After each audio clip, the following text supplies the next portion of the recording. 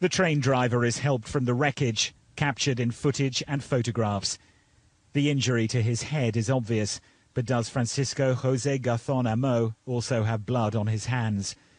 He was driving the train into the bend near Santiago at almost double the speed limit. A third of his passengers died. The train driver has been detained since last night. This is a police detention. He's had his rights read because he is accused of a criminal offence. He's detained as a suspect for a crime linked to the cause of the accident. He was psychologically evaluated. Like all drivers working for the state-owned railway, he asked to move to the area to be closer to his sick mother, and his injuries have so far prevented him from giving evidence to police.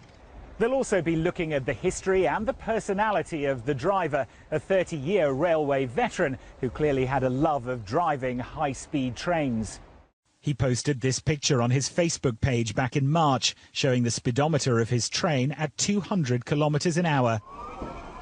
And comments he allegedly made immediately after the crash will also be scrutinized. Local media claim the data recorder picked him up saying, "I bleeped it up.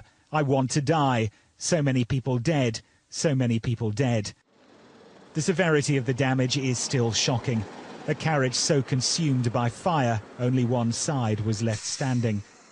Traffic around the crash site was stopped to allow the charred remains to be taken away by low loaders. Their cargo another depressing reminder of the lives lost. At hospitals, the walking wounded were discharged and the bodies of the dead released to their families. Those flames have made identification of the victims a laborious task, an agonizing wait for relatives as the nation reflects on the consequences of the accident. On behalf of the government and all Spanish citizens, I would like to thank the health professionals, the security services and the silent majority of citizens who have come together and enabled us to draw some comfort from this tragedy. In Santiago, they held a minute's silence.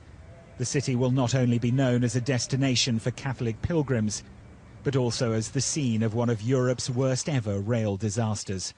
Robert Nisbet, Sky News, Santiago de Compostela.